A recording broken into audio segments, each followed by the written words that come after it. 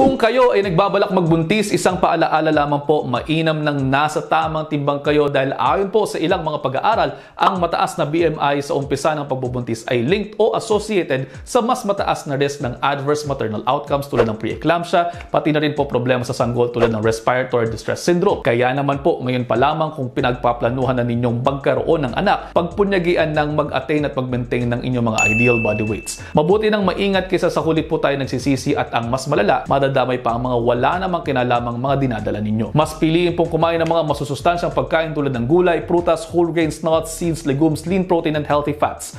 Mag-focus po sa mas bulky na pagkain pero mas konti ang calories tulad ng mga nabagit. Mag-ehersisyo din kayo para mas tumaas ang levels ng inyong mga nababurn na calories kaysa sa mga nakakain ninyo. This way, mababawasan natin ang risk ng pagkakaroon ng problema sa inyong mga pagbubuntis. Stay healthy mga kapatid at umiwas po sa mga pupwedeng infections. At ayun, almost 1 minute na to. I hope you're all 1 minute wiser. Pakipusuan kung may natutunan. See you next episode. Ingat!